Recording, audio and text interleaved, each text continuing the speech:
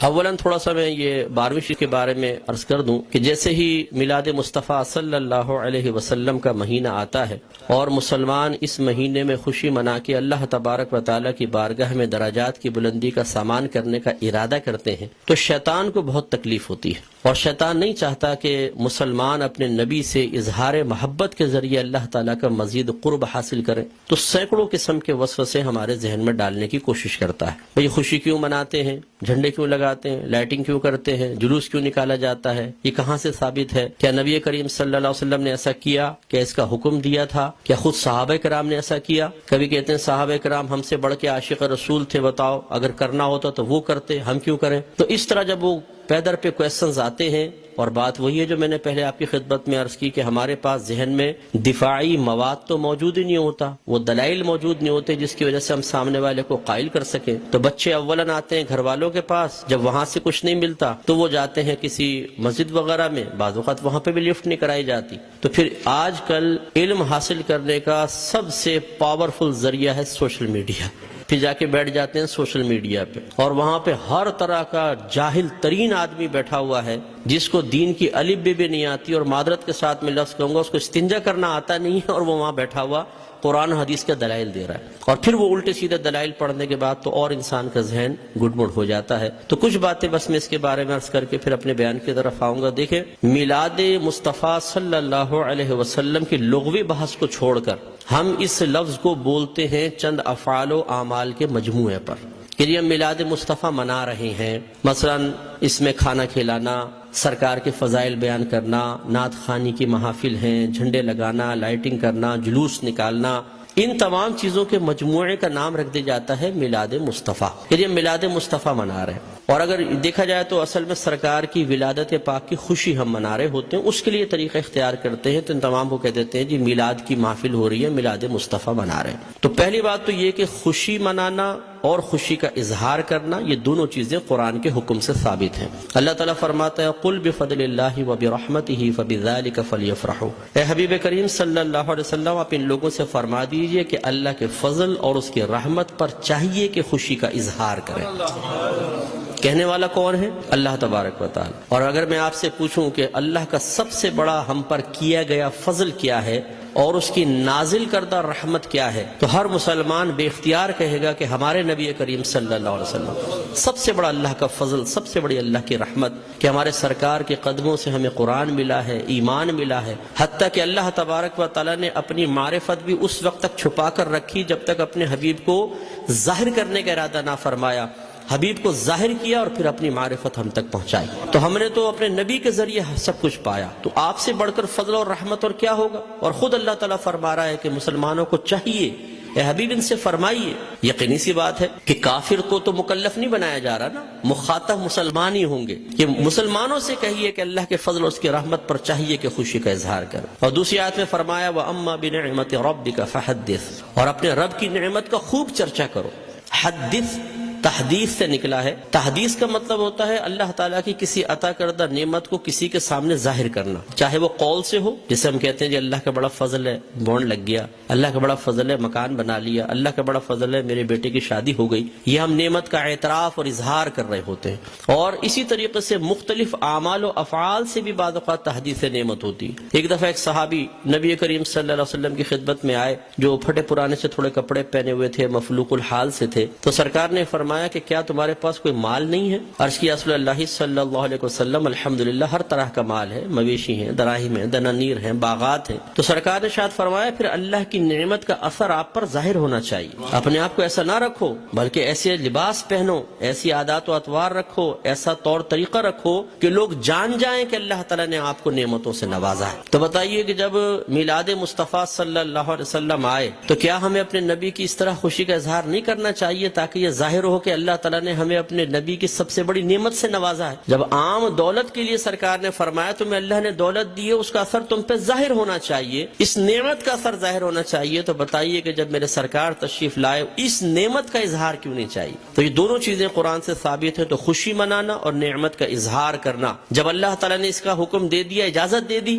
تو پھر ہر وہ طریقہ اختیار کرنا جائز ہوگا جس کو قرآن اور حدیث نے منع نہیں کیا ہے۔ یہ اچھی طرح اصول یاد رکھیے، کسی چیز کے جائز قرار دینے کے لیے دلیل نہیں چاہیے ہوتی، کسی چیز کو ناجائز قرار دینے کے لیے دلیل درکار ہے۔ مثال کے طور پر میں آپ سب سے پوچھتا ہوں، جو آپ نے ٹوپیاں پہن رکھی ہیں جائز ہے کہ ناجائز بتائیں؟ بولیں، لائیں ثابت کریں قرآن و حدیث، حدث ثابت کریں کہ ایسی ہری پٹی نیچے اور اوپر سفید ہو، قرآن حدیث سے ثابت کریں۔ کر سکتے ہیں آپ؟ تو آپ کہیں گے بھی قرآن و حدیث سے اگر میں ثابت نہیں کر سکتا تم یہ بتاؤ کہ یہ جائز ہے ناجائز؟ اگر کہتے ہو ناجائز تم ثابت کر دو، میں نہیں پہنوں گا۔ اس طرح آپ نے چشمے پہنے ہوئے ہیں، آپ اس وقت رات کے تقریباً 9:30 بجے یہاں بیٹھ کر بیان سن رہے ہیں، لائٹنگ ہوئی ہے، یہ پکی چھت کے نیچے آپ بیٹھے ہوئے ہیں، میں مائک پہ بیان کر رہا ہوں، آپ اس کو سن رہے ہیں اسپیکر کے ذریعے، تو کیا یہ سب قرآن و حدیث سے ثابت ہے؟ یقینی سی بات ہے کہ نہیں۔ لیکن کیا یہ منع ہے؟ جب منع نہیں ہے تو پھر جائز ہے۔ یہ پہلا اصول یاد رکھیے گا۔ تو اگر کوئی آپ سے کہتا ہے کہ میلاد مصطفیٰ جائز ہے، آپ کہیں بالکل جائز ہے، وہ کہے قرآن و حدیث سے ثابت کرو، آپ کہیں کہ چلو میں بعد میں بولتا ہوں، پہلے تم یہ بتاؤ کہ ناجائز ہے، یس تو تم ثابت کرو۔ کوئی ایک آیت لا کر ایسی بتائیں، کوئی حدیث جس میں اللہ یا رسول نے فرمایا ہو کہ میلاد مصطفیٰ نہ مناؤ، اور جب اللہ تعالیٰ اس کے رسول منع نہ کر رہے ہوں تو پھر آپ اور میں کون ہوتے ہیں منع کرنے والے؟ بعض کہتے ہیں کہ جی سرکار نے ایسا نہیں کیا، صحابہ کرام نے نہیں کیا، نہ اس کا حکم دیا۔ یاد رکھیں یہ بھی کوئی قاعدہ ضابطہ نہیں ہے کہ اللہ کے نبی حکم دیں تو ہم کریں، حکم نہ ہو تو نہیں کر سکتے۔ صحابہ کرام کریں تو ہم کر سکتے ہیں، صحابہ کرام حکم دیں تو ہم کر سکتے ہیں، ورنہ نہیں کر سکتے۔ یہ کوئی ضابطہ قاعدہ نہیں ہے۔ اصل چیز وہی ہے جو میں نے آپ کو بتائی کہ اگر اللہ تعالیٰ اس کے رسول نے منع کیا ہے تو منع ہوگا، اور اگر منع نہیں کیا تو بالکل جائز ہوگا۔ اب میں اس کی آپ کو تھوڑی سی مثالیں بتاتا ہوں۔ دیکھیں آپ کی مسجدوں پہ گنبد اور مینار بنتے نہیں بنتے؟ آپ پوچھیں، کویسچن کریں، ہر مکتب فکر کی عبادت گاہ کے اوپر گنبد اور مینار ہے، کیا اللہ کے نبی نے اس کا حکم دیا تھا؟ صحابہ کرام نے حکم دیا؟ یا اللہ کے نبی نے بنائے یا صحابہ نے بنائے؟ نہیں، یہ بہت بعد کی ایجادات اور ہر مسجد کے اوپر ہیں۔ یہ کیسے بدعت اور ناجائز کیوں نہیں ہو جاتے؟ قرآن پاک پہ زبر زیر پیش سرکار کے دور میں نہیں تھا، نہ صحابہ کے دور میں، بہت بعد میں لگے ہیں۔ 6 کلمے سرکار کے دور میں باقاعدہ اس طرح مرتب شدہ نہیں تھے، یہ بعد میں ہے۔ ایمان مفصل، ایمان مجمل پہلے نہیں تھی، یہ بعد میں ہے۔ اور اگر سرکار کے ہی دور کو لے لیں، سرکار نے قرآن کو مجتمع نہیں کیا تھا، صدیق اکبر کے دور میں ہوا ہے۔ سرکار کے دور میں، صدیق اکبر کے دور میں تراویح 20 رکعت ایک امام کے پیچھے نہیں ہوتی تھی، عمر فاروق رضی اللہ تعالیٰ عنہ نے کی ہے۔ اور ان پہلے 3 ادوار میں جمعے کی صرف ایک اذان ہوتی تھی جو اذان ثانی کہلاتی ہے۔ پہلی اذان حضرت عثمان غنی رضی اللہ تعالیٰ عنہ نے ایجاد فرمائی ہے۔ یہ ایک بازار تھا، وہاں پر ایک مقام زورہ تھا، جب مدینے میں وسعت پیدا ہوئی، اذان ہوتی تھی، دور تک آواز نہ پہنچ پاتی تھی، لوگوں تک اعلان نہ پہنچ پاتا تو آنے میں دیر ہو جاتی تھی، تو پھر آپ نے فرمایا کہ ہم ایک اذان اور شروع کریں گے جو اصل اذان سے، جو دوسری اذان ہے اس سے آدھے پونے گھنٹے پہلے بازار کے پاس ہوگی، تاکہ لوگ ہوشیار ہو جائیں اور جمعے کی تیاری کر سکیں۔ ہر مکتبہ فکر جو جمعہ پڑھتا ہے وہ پہلی اور دوسری دونوں اذانیں دیتا ہے۔ وہاں یہ کویسچن کیوں نہیں پیدا ہوتا کہ جب اللہ کے نبی نے نہیں کیا تو پھر حضرت عثمان غنی نے کیسے کر لیا؟ اس کا مطلب ہے جب ضرورت پیش آتی ہے تو یہ اللہ کے نبی کی تعلیم ہے، خود صحابہ کرام نے ہمیں تعلیم دی ہے کہ آپ کسی بھی ایسی چیز کو شروع کر سکتے ہیں کہ جس کو اللہ تعالیٰ اس کے رسول نے منع نہیں کیا ہے۔ اسی طرح مدارس کا قیام آپ دیکھ لیں، ان میں سلیبس ہم نے رکھا ہوا ہے۔ اور اسی طرح میں آخری بات بس یہ مثال دیتا ہوں، ہر مسجد میں جماعت کے کچھ اوقات مقرر ہوتے ہیں، فجر اتنے بجے، ظہر اتنے بجے، عصر، مغرب، عشاء۔ کیا نبی کریم صلی اللہ علیہ وسلم نے حکم دیا تھا کہ اس وقت جماعت کرو؟ صحابہ کرام نے نہیں، ہم نے اپنی سہولت کے اعتبار سے کیا ہے۔ اور یہ ایک اعتراض کا بہت بڑا جواب بھی بن سکتا ہے۔ لوگ کہتے ہیں کہ آپ یہ 12ویں کا انتخاب کیوں کرتے ہیں؟ یہ بتائیں۔ اپنے پاس سے دن خاص کر لینا صحیح نہیں ہے، اپنے پاس سے دن خاص کر لینا صحیح نہیں ہے۔ تو یہاں میں آپ کو سمجھا دوں کہ کسی ایک چیز کو دوسری چیز کے ساتھ خاص کرنا 2 طرح کا ہوتا ہے۔ اللہ تعالیٰ اس کے رسول نے خاص کیا تو اسے کہتے ہیں تخصیص شرعی، یعنی خاص کرنا شریعت کی طرف سے۔ اور اگر اللہ تعالیٰ اس کے رسول نے نہیں کیا، آپ اور میں کر لیں، جیسے ہم بچے کی سالگرہ کے لیے ڈیٹ کرتے ہیں، فکس کرتے ہیں، اس طرح بچی کی شادی کے لیے ڈیٹ ہم آپس میں مشورہ کر کے فکس کرتے ہیں، کوئی تقریب کرنی ہوتی ہے اس کے لیے، اسی طرح دارالعلوموں کے اندر سال شروع کرنا آخر کے لیے، اسی طریقے سے مسجدوں میں جماعت کے اوقات۔ یہ جو ہم اپنے پاس سے ایک چیز کو دوسری کے ساتھ خاص کرتے ہیں، اس کو کہتے ہیں تخصیص عرفی۔ تو تخصیص عرفی کو تخصیص شرعی بنانا غلط ہے کہ مثال کے طور پہ اگر ہم 12ویں کو 12ویں تاریخ میں کر رہے ہیں تو ہم کہیں کہ اسی تاریخ میں ہوگی، اس کے علاوہ نہیں ہوگی، یہ غلط ضرور ہوگا۔ لیکن ایک چیز کو دوسری چیز کے ساتھ خاص کر دینا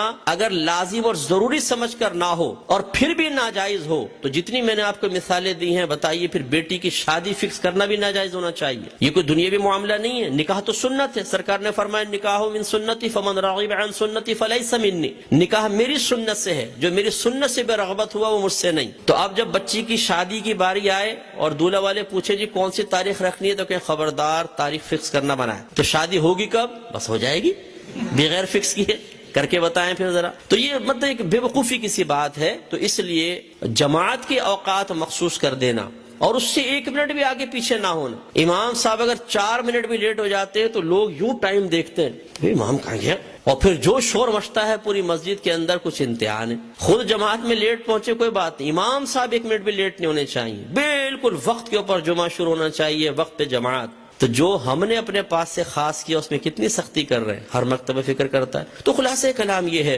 کہ اللہ کے نبی کی جب یہ میلاد کا موسم آتا ہے اس قسم کے بہت سارے وساوس ہماری طرف متوجہ ہوتے ہیں. اصول بس یہی ہے کہ اللہ کے رسول نے اگر حکم نہیں بھی دیا، کر کے نہیں بھی دکھایا، لیکن منع بھی نہیں کیا، تو ہمارے لیے بالکل اس کے کرنے کی شرعی طور پر اجازت ہے.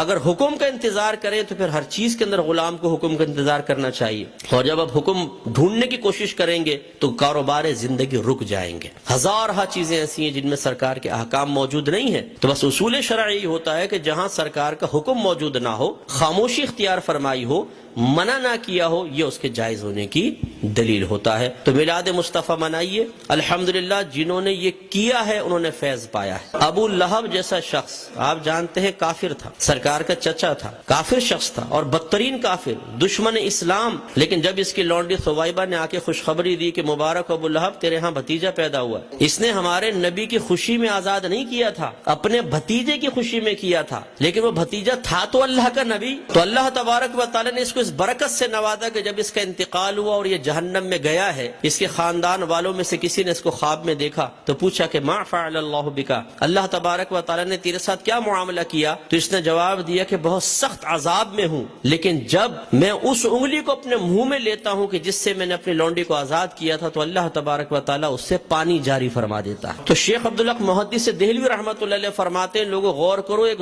دشمن تو ہمارے نبی کی خوشی منا کر جہنم میں راحت پائے، تو پھر ہم اگر اپنے حبیب کا میلاد منائیں، ان کی خوشی منائیں تو کتنی راحت پائیں گے. اور جب میرے سرکار صلی اللہ علیہ وسلم پیدا ہوئے تو خوشی تو اللہ نے بھی اس کا اظہار فرمایا، خوشی کا اظہار فرمایا، انعامات دیے، مبارکبادیں ہوئی. آپ تاریخ اٹھا کے پڑھیں، جب میرے آقا صلی اللہ علیہ وسلم کی ولادت ہوئی ہر پرندے اور ہر جانور نے ایک دوسرے کو مبارکباد دی ہے کہ ہمارے نبی پیدا ہو گئے. فرشتے ایک دوسرے کو مبارکباد دے رہے تھے، حدیثوں کے اندر موجود ہے، فرشتے مبارکباد دے رہے تھے. اور اس زمانے میں جتنی حاملہ عورتیں تھیں اللہ تبارک و تعالی نے سب کو بیٹوں سے نوازا.